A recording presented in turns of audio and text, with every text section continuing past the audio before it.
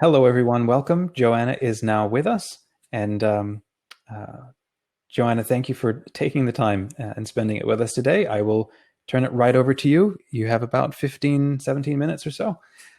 Enjoy. Thank you. I've been invited to talk about women and the church, a very topical issue because so many of us are asked so often, why can't women be priests?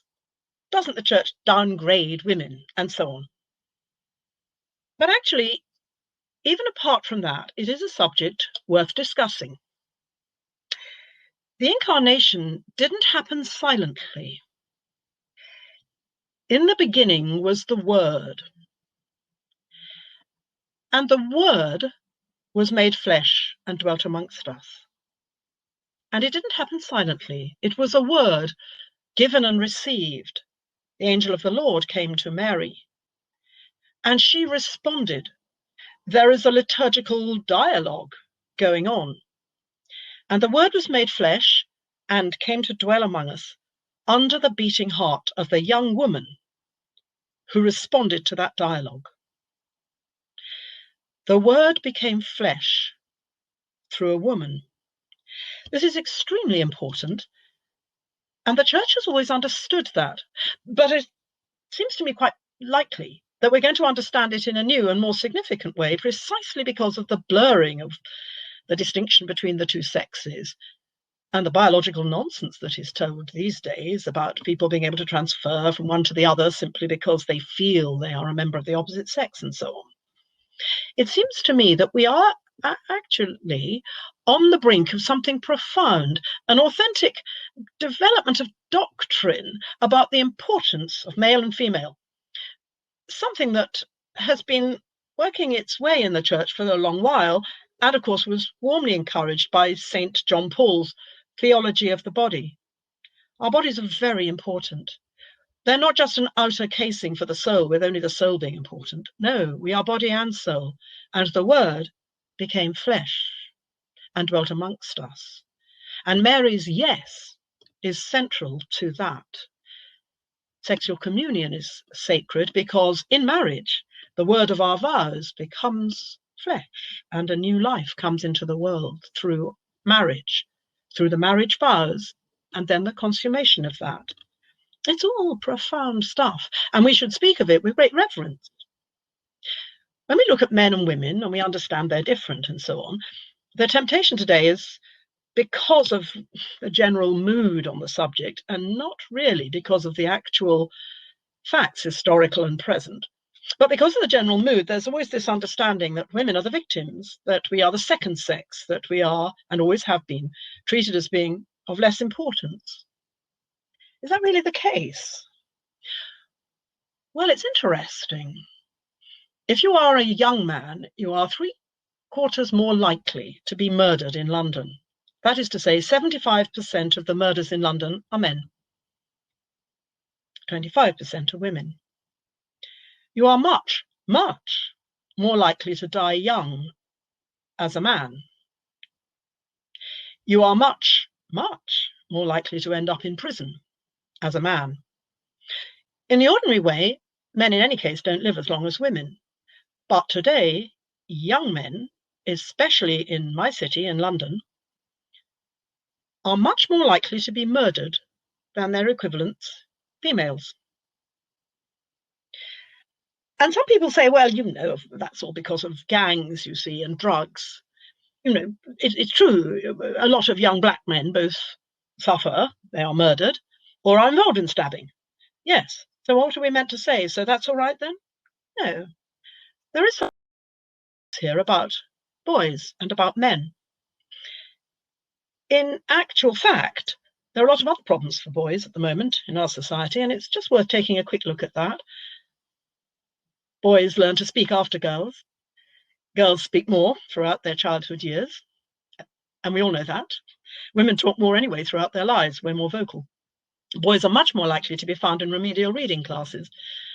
Schooling doesn't work so easily for boys, especially at the primary level. Gathering in groups and working as a little group thing is sort of, let's be quiet and work together. It doesn't work so well for boys, who actually thrive better with a slightly more competitive edge. Most primary school teachers are women. That's not a deliberate policy, it's just a fact.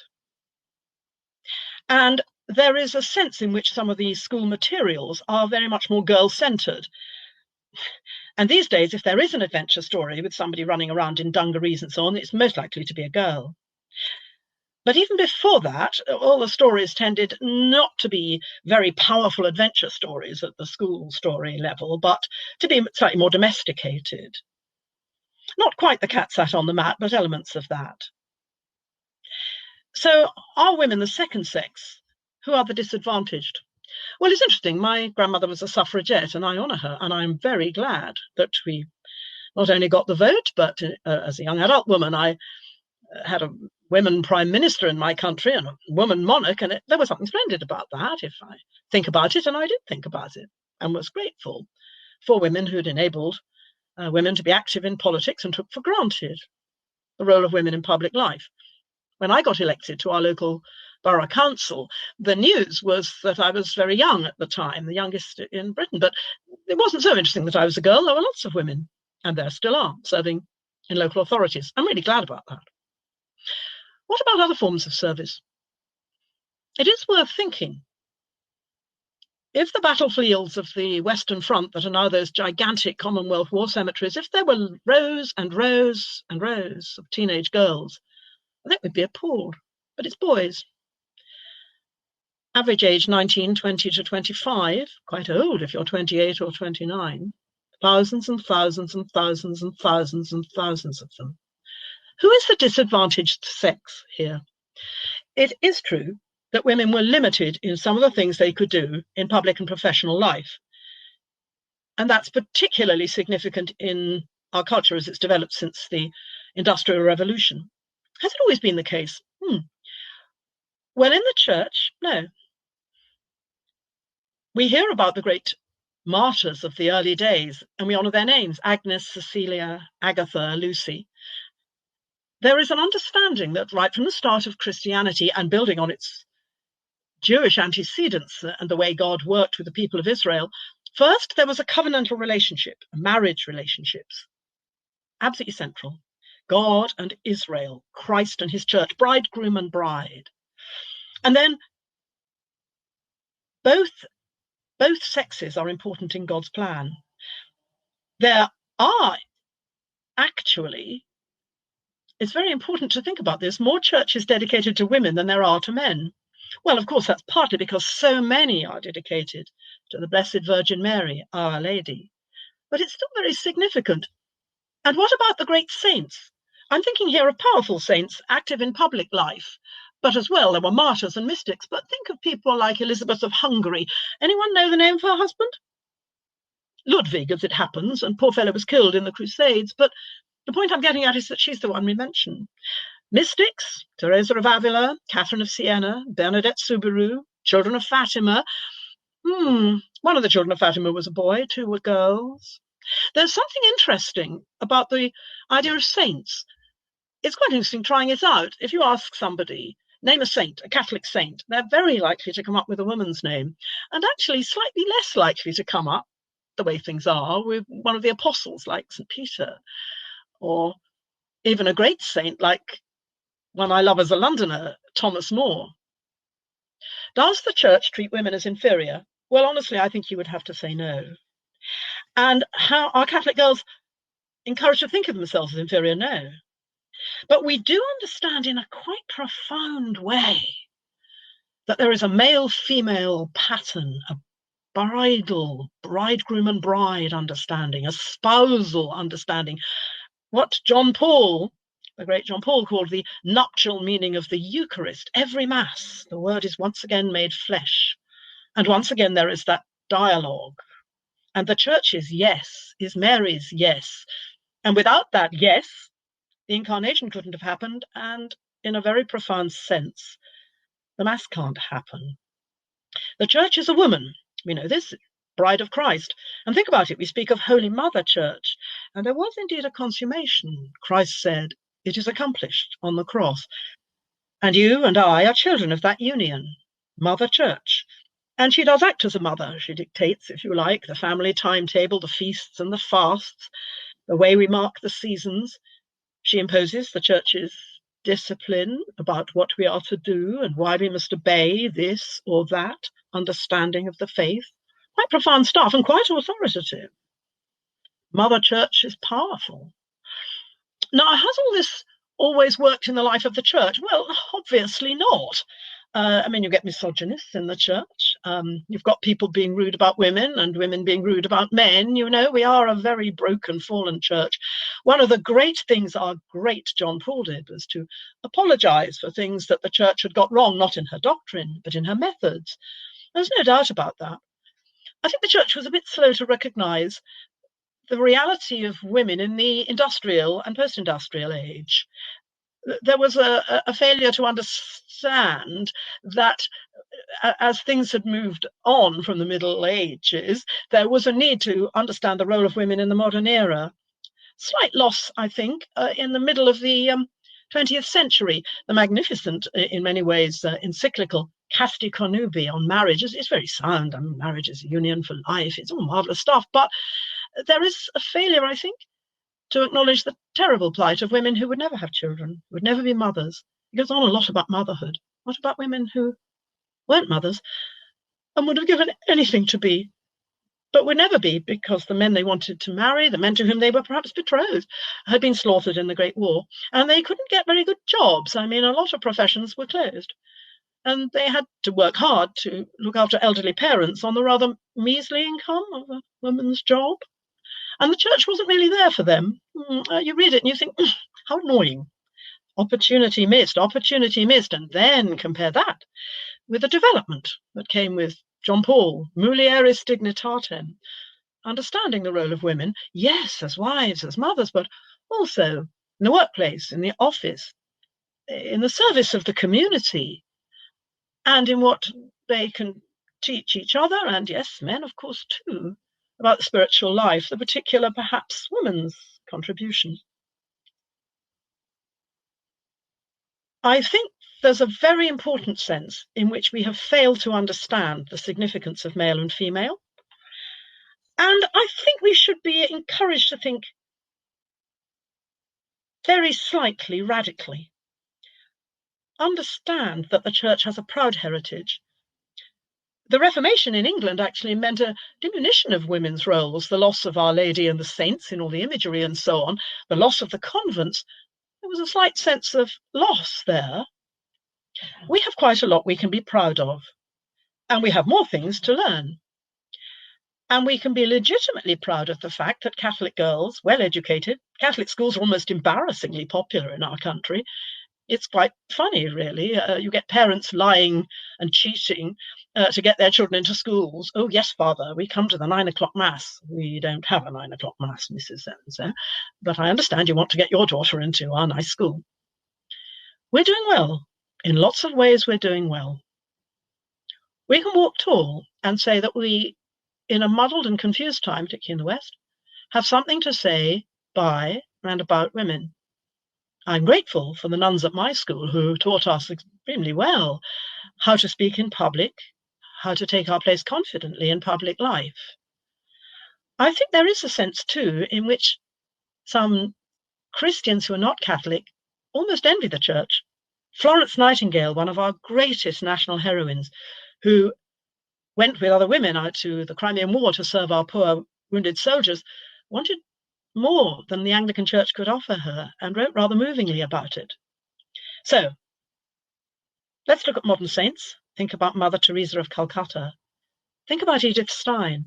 Neither of them were actually mothers. Did they stay in the kitchen? Were they encouraged to? Well, no, they were everywhere, in the office and out there with the poor and in the intellectual world.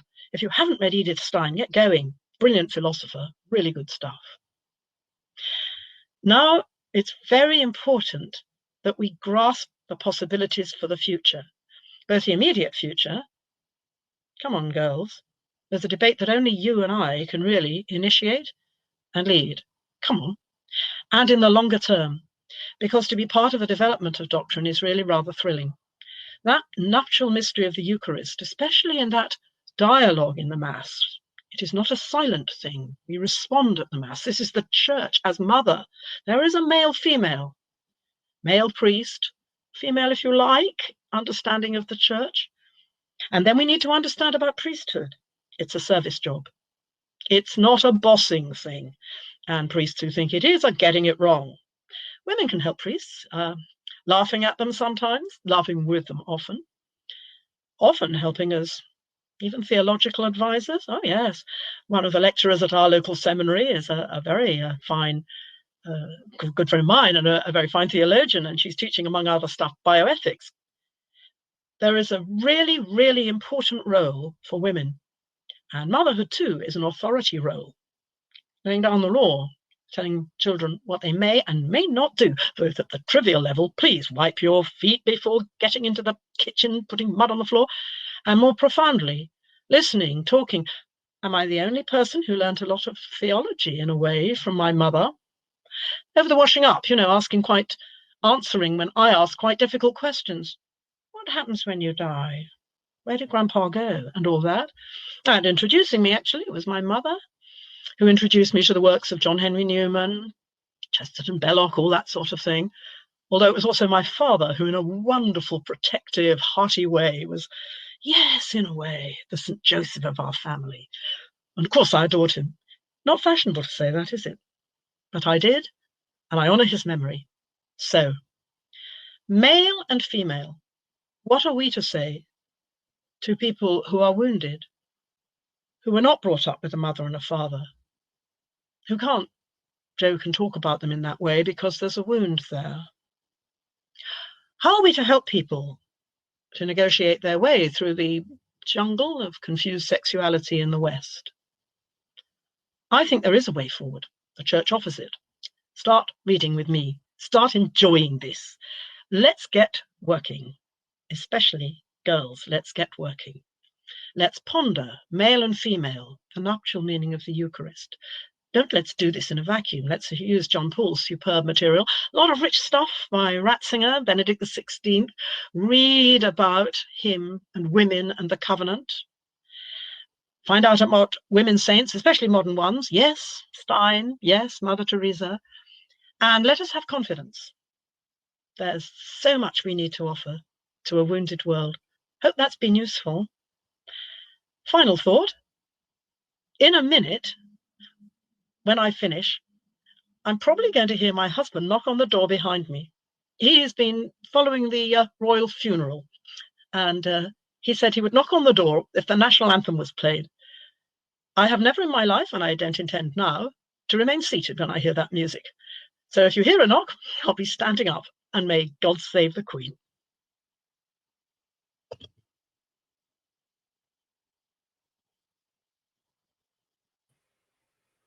Thank you so much, Joanna. That was a wonderful presentation. You're warm and comfortable.